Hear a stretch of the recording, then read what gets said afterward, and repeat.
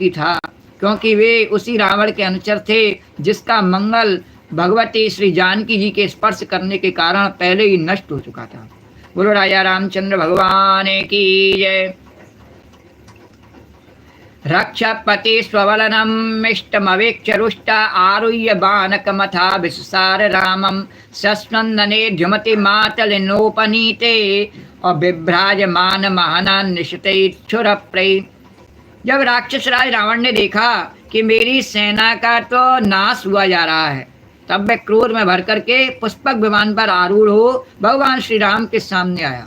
इस समय इंद्र का सारथी मातेली बड़ा ही तेजस्वी दिव्य रथ लेकर के और आया, और उसने भगवान राम जी से प्रार्थना की और राम जी उस पर विराजमान हो गए हैं। बोलो राजा रामचंद्र भगवान की जय। और रावण अपने तीखे बाणों से उन पर प्रहार करने लगा। रामस्तमाह पुरसाद पुरी सयन्नः कांता समक्षमसतापहता सुवत्ते त्यक्त प्रपश्य फलमद्य जुगुप्से तस्य यच्छामि काल इव कर्तुर्लंघ्य वीर्या।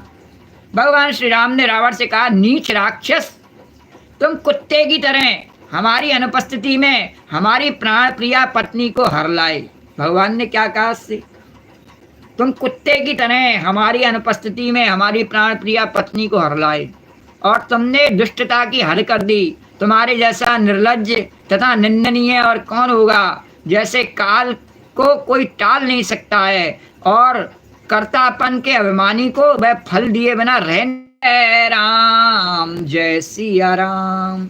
एवं क्षिपन धनुषि संदितमुत्सर्जा बाणं च वज्रमिव तदश्वद्रयं बिभीदा सोऽसृग्भमन् दशमुखैर्न्यपतद्विमाना हाहेति जलपति जने सुकृतिव रिक्ता, हाहेति जलपति जने सुकृतिव रिक्ता। इस प्रकार रावण को फटकारते हुए भगवान श्री राम ने अपने धनुष पर चढ़ाया हुआ बाण उस पर छोड़ा। वह अपने 10 मुखों से खून उगलता हुआ विमान से गिर पड़ा। ठीक वैसे ही जैसे पुण्यात्मा लोग भोग समाप्त होने पर स्वर्ग से गिर पड़ते हैं, उस समय उसके पुरजन परिजन हाय हाय करके चिल्लाने लगे। बोलो राजा रामचंद्र भगवान की जय। ततो निष्क्रम्य लंकाया यातु धान्या सहस्त्रशः मंदोदर्यां समं तस्मिन् प्ररुदत्योपाद्रवन् स्वान स्वान बंधुषा परस्वज्या लक्ष्मणे शुभिर्दितान् रुरुस्वरम दीना घृंत्य आत्मानमात्मनः।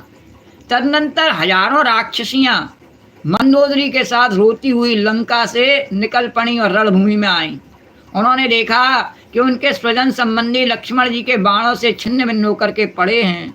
वे अपने हाथों अपनी छाती पीट पीट करके अपने सगे संबंधियों से हृदय लगा करके और ऊंचे स्वर में विलाप करने लगी।